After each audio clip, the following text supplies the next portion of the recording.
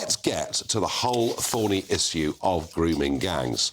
A dedicated police task force was set up to work with police forces around the country, and we're told that across England and Wales, it's been really good news because in the last year, 550 suspects have been arrested. It sounds impressive, but then the scale of the problem is really rather large. I'm joined down the line by David Greenwood, child abuse solicitor.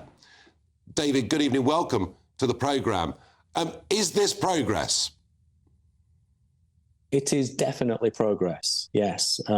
Before all this grooming gangs task force, we had 43 different police authorities around the country doing their own thing.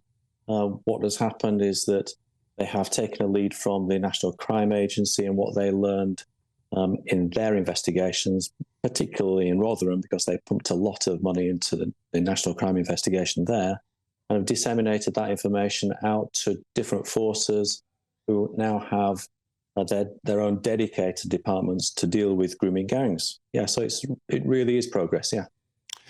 Yeah, it looks on paper like it is progress, but could it be that the problem, I mean, I know you were directly involved with the horrendous Rotherham case, one that actually shocked the world. You know, it made news in Australia, America, everywhere.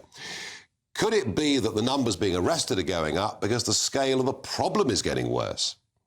You are right. Yeah, the 550 appears to be an impressive figure, and it does take a lot of background work to even arrest one person. You've got to have a reasonable suspicion. You've got to do your homework and find out, all the information and evidence against that person. So 550 is a lot, but you are right. There are thousands of unarrested suspects still out there who have, in their miserable past, done this to young girls in the back of cars or wherever they do it. And to get to the sort of thorniest part of this, David, when we saw the numbers from Rotherham, we were shocked by the number of young girls that were involved. We were equally shocked that a huge majority came from one community. They came from the Pakistani community. Was that unique to Rotherham, or is that the same pattern that we see across the rest of England and Wales? Well, I don't think you see it across the rest of England and Wales.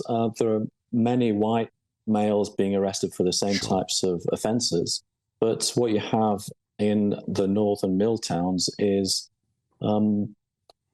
disaffected young men of different ethnic origins, whether it be Pakistani or whatever background they're from, segregated from society, educationally, socially, and in terms of wealth and jobs, etc. And it's not surprising that they will not turn out to be the best examples of our youth or young men. But there are white grooming gangs out there also. It really depends on the where you are in the country. Yeah, I take that point. I was just making reference to the north in particular. And yeah, that particular problem with that community. David, well done for the great work you've done on this issue, and thanks for coming on and discussing this. Well, as I say, it looks like progress on the face of it, but maybe what we're seeing is just a symptom of a very, very big problem. And what happened in Rotherham, what has happened elsewhere, certainly in Rotherham, was a direct failure of integration, a direct failure, some would argue, even of multiculturalism.